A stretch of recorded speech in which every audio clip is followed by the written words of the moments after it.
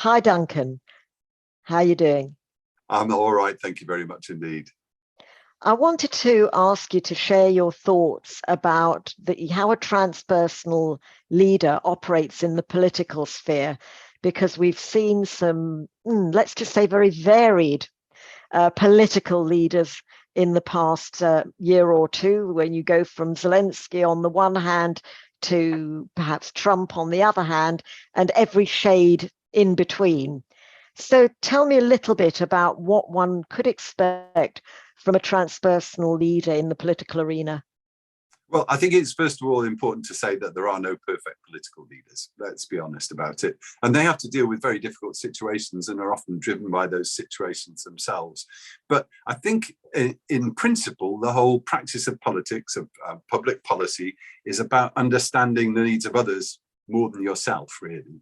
So our best political leaders, I'm thinking about Gandhi and others, would put others before themselves and encourage others to do that too.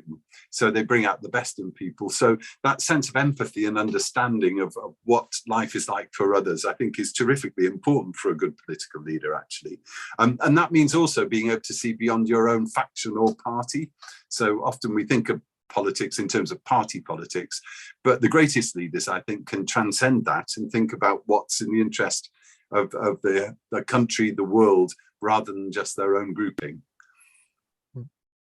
Any other attributes that you think are more easily developed if we could get the message across to today's political leaders, whether in the UK or elsewhere?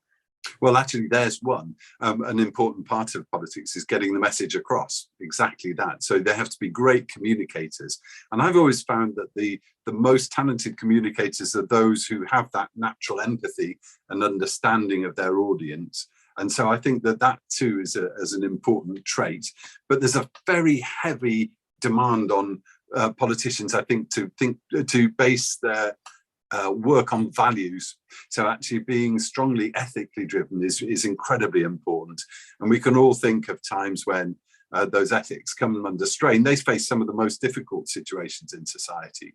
But the practice of transpersonal leadership is all about trying to bottom out those values, what's important to you, your ethical base, your touchstone, if you like. And we talk about this in our practice of transpersonal leadership. And it's nowhere more important, I don't think, than in politics. I couldn't agree with you more. We'll have to make sure we send some copies of our book out to the politicians of the day. Yeah, absolutely. That would be a good idea, wouldn't it? Thank you very much, Danielle. Thank you, Duncan.